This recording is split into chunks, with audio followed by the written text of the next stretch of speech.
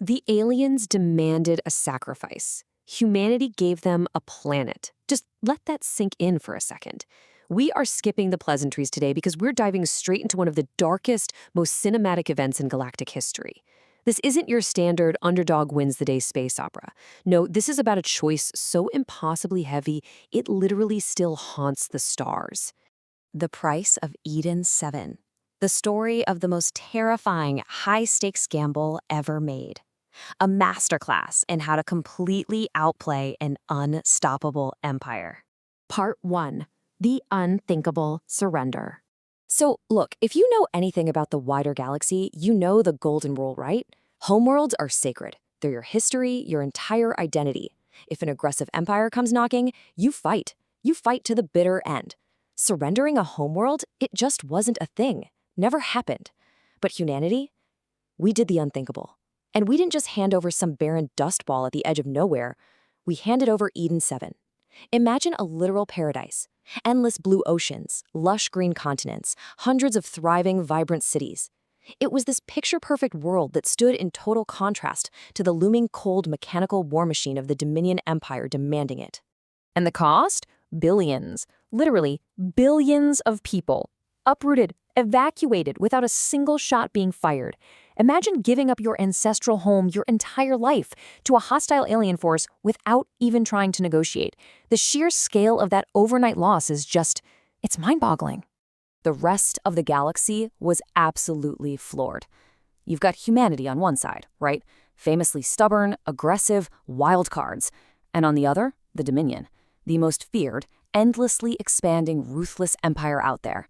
Their pitch was brutally simple. Hand over a populated world, or we exterminate you.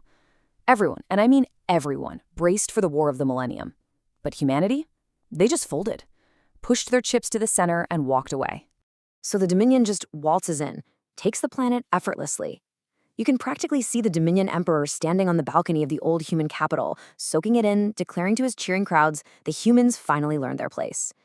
And as they celebrated, the rest of the cosmos was whispering. Rumors spread like wildfire. Was humanity actually just a bunch of cowards?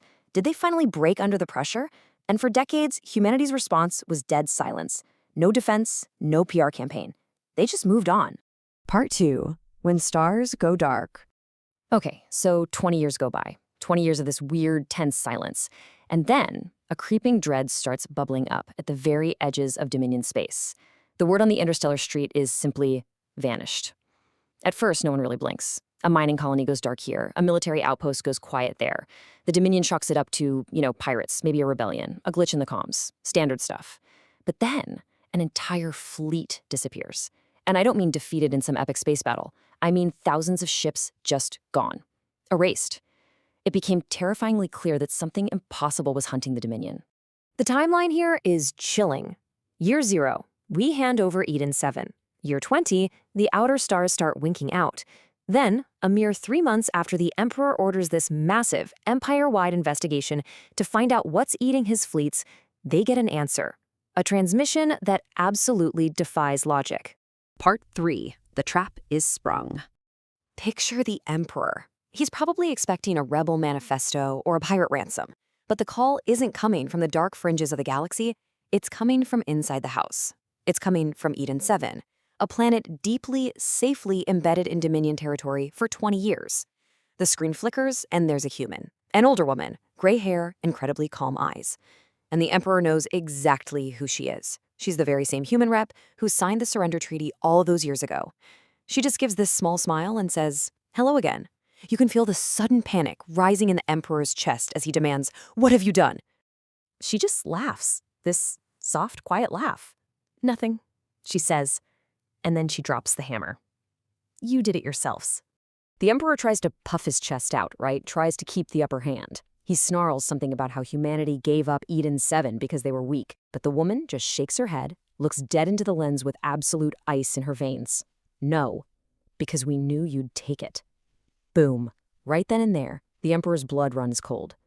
The realization washes over him like a tidal wave. Humanity was never weak.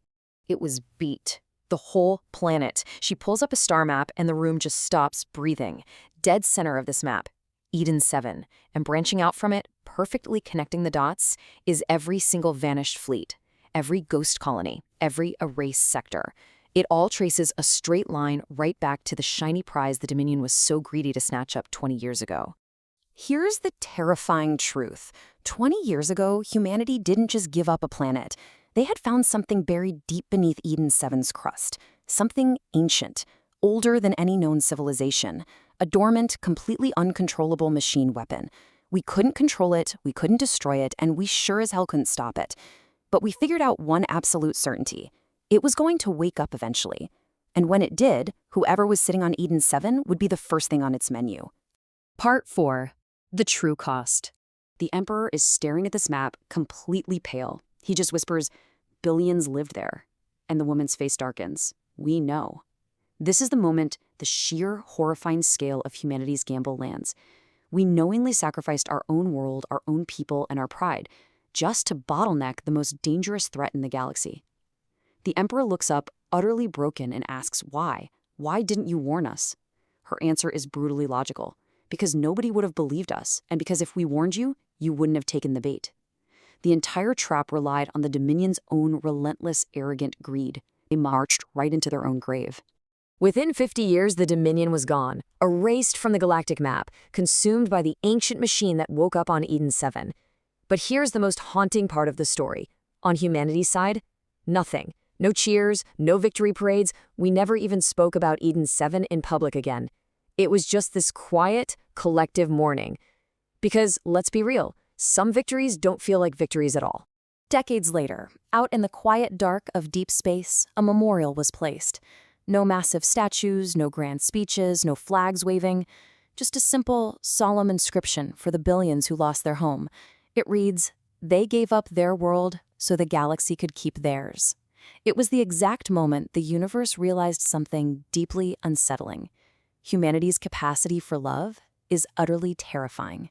We will sacrifice literally everything, even happily play the villains in the history books, just to keep the dark away from the rest of the galaxy. Which leaves us with a thought that really sticks with you long after the story ends, and it's a question I'm going to leave you with today. What would you be willing to sacrifice to save the ones you love?